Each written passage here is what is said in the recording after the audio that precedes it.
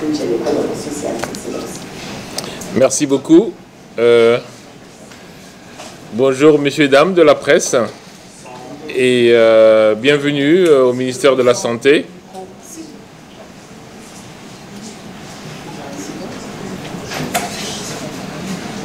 S'il vous plaît, on peut voir le micro du ministre. Ça va mieux maintenant? Donc je disais bienvenue au ministère de la Santé où nous avons décidé de vous donner les derniers éléments de la situation sanitaire dans la province du Nord Kivu, spécialement dans la zone de Goma où, comme vous le savez, les troupes rwandaises sont entrées et ont entraîné malheureusement un carnage et des morts et des blessés par centaines qui ont mis à très très rude épreuve notre système de santé. Donc depuis le 21 janvier, il y a eu plusieurs centaines de milliers de personnes qui ont fui des zones de combat et ceci a entraîné beaucoup d'afflux de malades, de blessés dans notre système de santé. Malheureusement, nous ne pouvons pas avoir les éléments complets de toutes les zones de santé parce qu'il y a des zones où c'est très difficile d'accéder, comme par exemple la zone de santé de Nirangongo où c'est très difficile d'accès. Mais pour ce qu'on sait déjà, l'entrée du groupe armé M23 accompagné des troupes rwandaises a entraîné à ces jours des centaines de blessés et la première communication que nous avions faite est aujourd'hui déjà battue en brèche par le nombre de blessés. Le dernier chiffre que nous avons des blessés que nous avons enregistrés nous dans les structures de santé, c'est plus de 4260 blessés. 4260 blessés, ça c'est le chiffre que nous avons dans nos structures de soins. Au dernier chiffre qui date d'il y a 2 jours, parce que on avait communiqué jusqu'au 5, mais du 5 au 10, on a eu de nouveaux blessés et nous sommes montés à 4260 blessés. Nous avons plus de 939 corps dans nos morgues. La dernière fois qu'on avait communiqué, on était à 800, mais pour vous montrer qu'on a continué à malheureusement réceptionner des corps. Et ça, ce ne sont pas les corps qui ont été enterrés parce qu'on a déjà enterré avec le secteur de santé que nous, on surveille, sans compter les autres enterrements qui ont été faits, plus de 458 juste en 5 jours. Donc, ça montre que le carnage que nous avons est largement au-delà de 3000 décès dans la zone de Goma. Le problème, c'est que les structures de soins ont été touchées, notamment le centre de traitement Mpox. Au 24 janvier, nous avions un peu plus de 143 malades Mpox dans les centres de soins et ils ont tous été, malheureusement, ils ont tous fui, justement, parce que les centres de, santé, de traitement Mpox ont été détruits.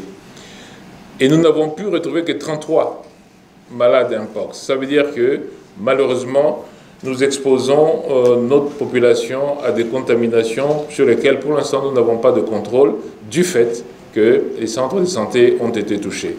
Comme vous savez, nous sommes en même temps en train de surveiller des virus qui se baladent dans les villes, dans les pays voisins, notamment Ebola en Ouganda, et puis nous surveillons aussi le Marbourg. Et donc, nous sommes dans une situation, on va dire, humanitaire qui est très difficile.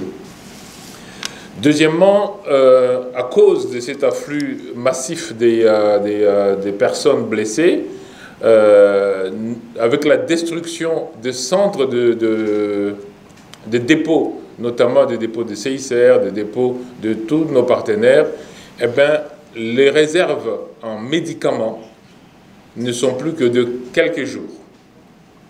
Donc si on dépasse la semaine et qu'on n'achemine pas de nouvelles réserves, notamment en intrants, en médicaments, en moyens de traitement contre les infections, eh bien, on va être à court de moyens de prise en charge.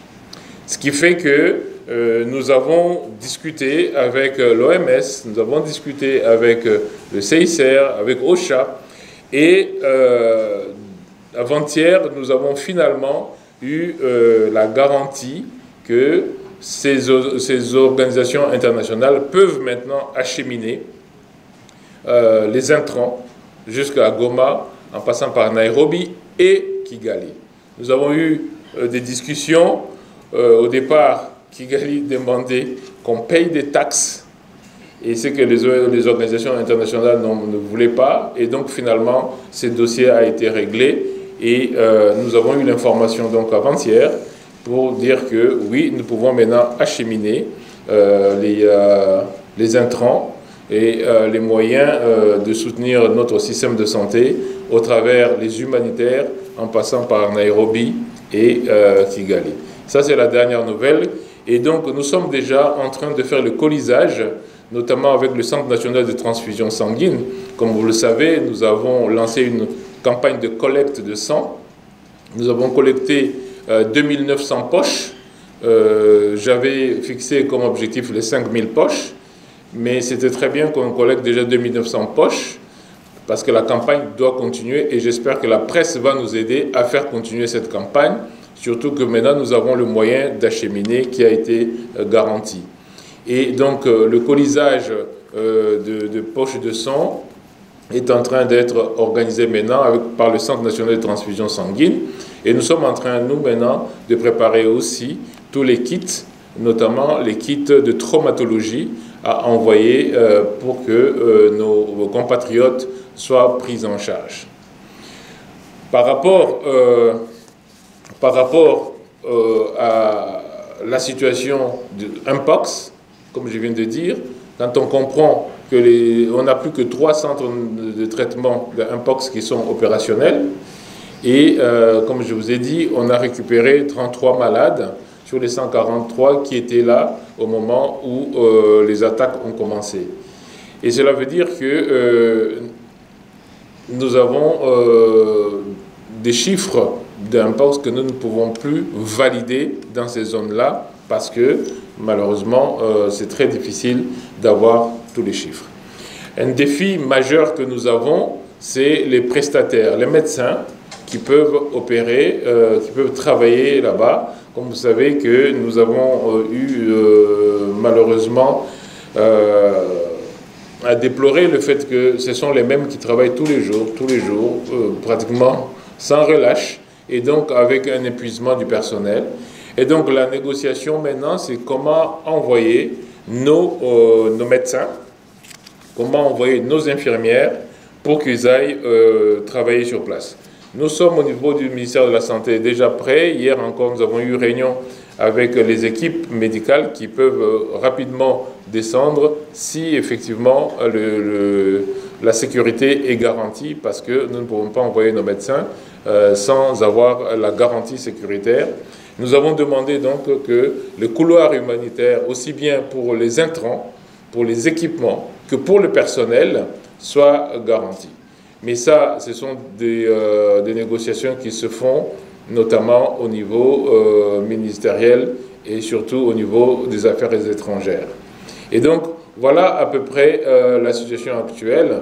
Au niveau de la ville, l'insalubrité et le nombre de corps en décomposition encore ne permet pas que nous puissions vraiment parler d'hygiène, parce que nous avons déjà, malheureusement, le choléra qui a commencé.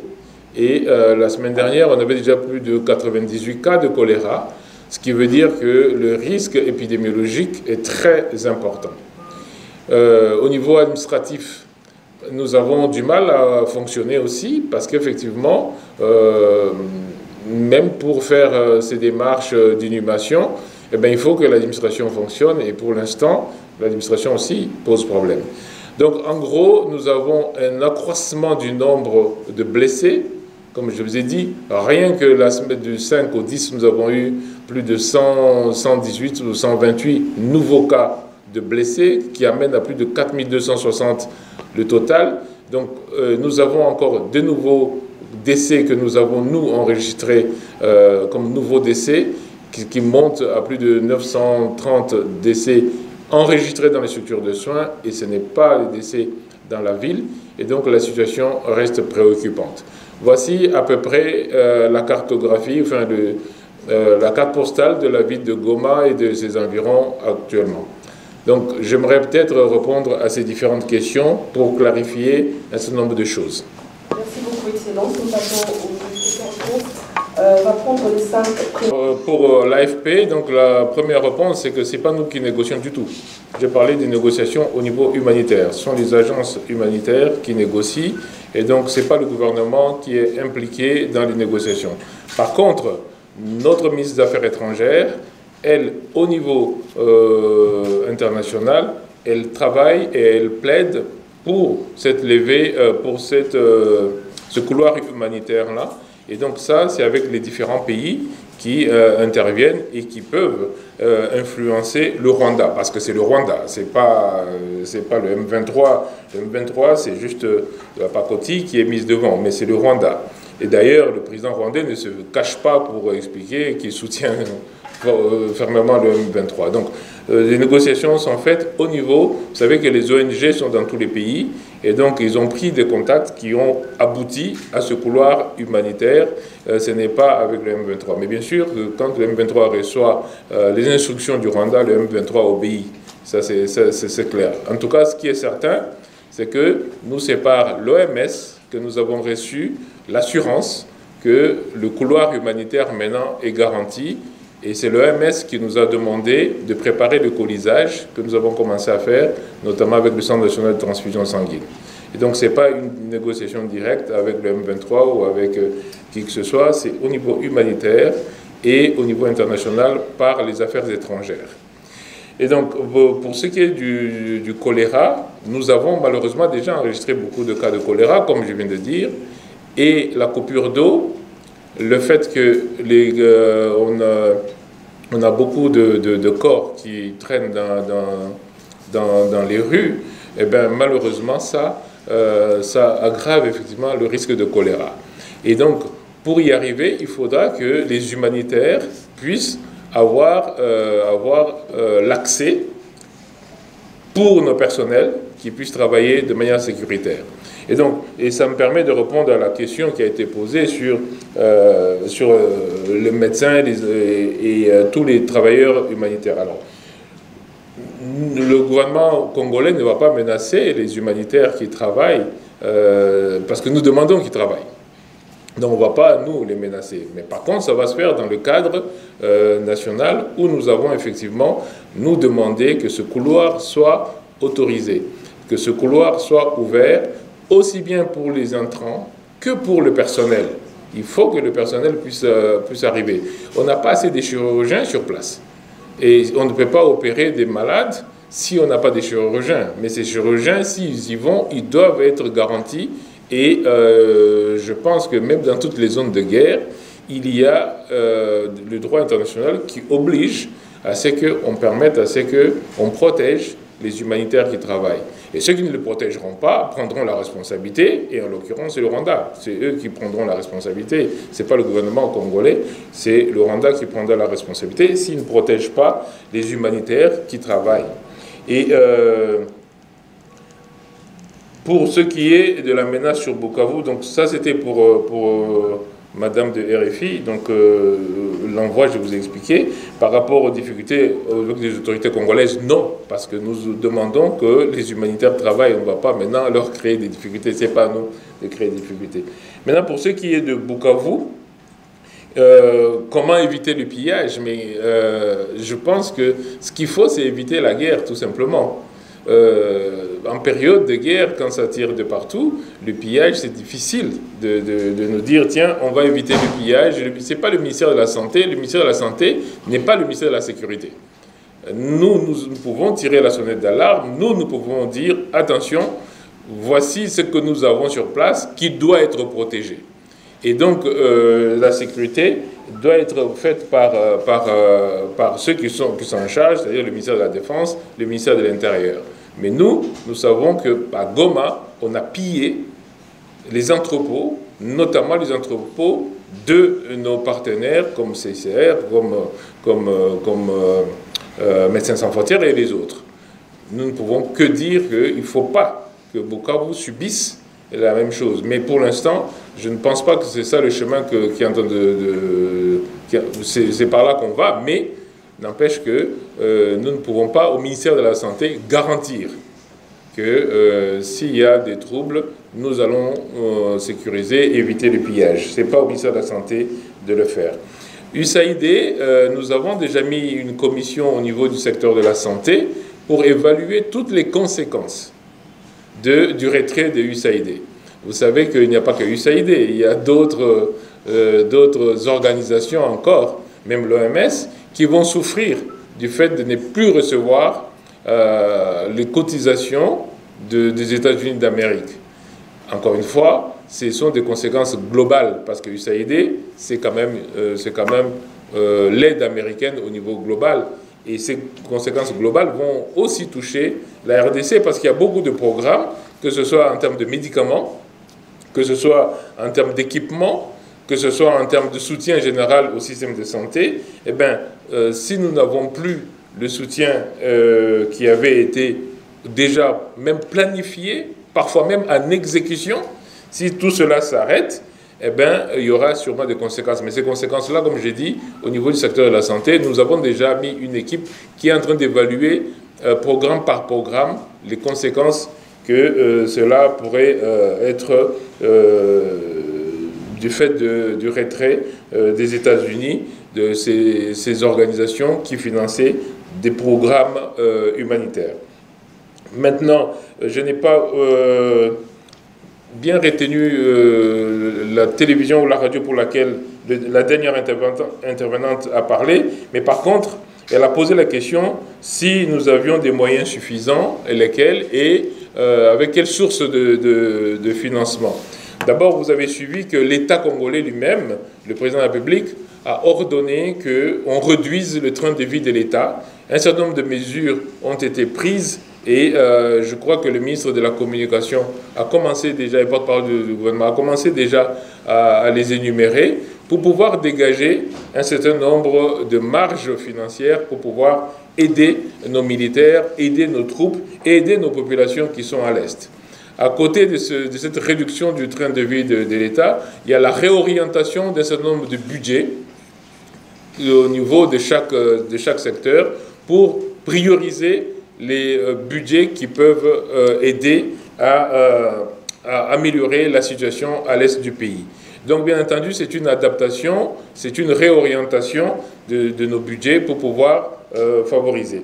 À côté de ça, nous allons aussi mobiliser au niveau de la société civile, et d'ailleurs, j'en profite pour remercier toutes ces initiatives qu'on voit au niveau de la société civile qui sont en train de se mobiliser ce matin encore. Avant de descendre ici, j'étais avec le syndicat de médecins qui eux aussi est en train de mobiliser pour que chacun puisse participer de manière efficace à ce que nous ayons des ressources suffisantes. Au-delà des ressources financières, on a des ressources, on va dire, matérielles. Il y a des entreprises qui disponibilisent, par exemple, le carburant. On a des entreprises, on a des grands groupes qui disponibilisent le carburant, qui disponibilisent d'autres équipements qui permettent, en fait, à ce que nous puissions avoir des ressources suffisantes. Au-delà de ça, il y a des campagnes comme celle de collecte de sang qui nous permettent d'avoir des réserves en intrants pour pouvoir effectivement aider nos compatriotes. Je ne crois pas que je peux dire que les ressources sont suffisantes, elles ne sont jamais suffisantes, mais nous avons pris les mesures qui doivent permettre à ce que nous répondions à l'urgence. Voici ce que je peux répondre à cette première série de questions. Alors, on va prendre les 5 dernières questions. Je disais 3 en français et 2 en lingala. Si vous en posez 3, bon, ce sera fini. et on aura les autres. On avait, en fin de week-end, il ne restait plus qu'une semaine de réserve en médicaments pour toute la zone, une semaine de réserve. Et donc ça va très vite. Et je vous ai dit aussi le nombre de nouveaux blessés que nous avons eu pour passer de 3000 quelque chose que j'avais annoncé à 4260. Et ça, encore une fois, c'est dans les structures de soins. Donc on a le nombre de blessés qui augmente, le nombre de cas qui augmente, mais les réserves de prise en charge, les réserves de médicaments ont beaucoup diminué parce que ça a été détruit et consommé parce qu'il ne restait plus qu'une capacité d'une semaine. Si nous avons ce couloir humanitaire ouvert, nous allons pouvoir approvisionner notre secteur de santé et les équipes pourront maintenant prendre en charge correctement et nous donner aussi des chiffres s'ils peuvent travailler dans des conditions sécuritaires, nous donner des meilleurs chiffres. Je vous ai dit que pour un Mpox, par exemple, on avait 143 malades dans les centres quand ça a commencé et là, tout le monde a disparu, on n'a plus que retrouver 33. Et encore une fois, quand je dis ça, ce sont les 33 qu'on a pu retrouver, qu'on a pu ramener dans les centres de traitement en disant qu'on n'a plus que 3 centres de traitement de Mpox qui sont ouverts. Je répète encore que nous surveillons en même temps les autres épidémies qui sont dans les pays voisins. Et donc, c'est une zone très difficile pour le secteur de la santé actuellement. Si pour na motuna ya makila, nauti koloba wa que Makila, tu déjà ba poche autozu eza 2900 poches ya Makila qu'on a eu. Tu as causé là pendant que memango kuna que ba humanitaire bazwa nzela. Nzela wana malheureusement lokola piste ezali ko salate nzela wana il faut le kana Nairobi, Kigali et puis Epanabiso. Yambo ya liboso bato ya Kigali baza ko luka tofuta ba pako pona ko lekisa Makila wana. Mais lobby kuna OMS a dit que non, finalement bazui entente que ba makila na ba kisi otozo tinda ekoki kokoma yango biso tozo sala sikoyo ba koli wana ya kotinda donc makila ekomaki nante makila toza nango awa ekomaki nante mais sikoyo ezokende. Alors pour la campagne ya kozwa makila tobandaki na palais du peuple mais pe na centre national de transfusion baza kozwa makila sikoyo lokola nzela emonani tokobakisa sikoyo campagne wana bokomona kala mingi te ba médecin nyonso tout notamment syndicat na biso ya ba médecin ezobandela campagne wana pona kozwa makila na bisika mususu oyo ezali palais du peuple te. Donc toza besoin na makila tozo senga bato ba kopesa makila tozo bakisa bisika ya kozwela ba makila wana to bakisa na ba campus universitaire to bakisa na ba hôpitaux de telle sorte que bato ba kopesa ba makila isika esengeli.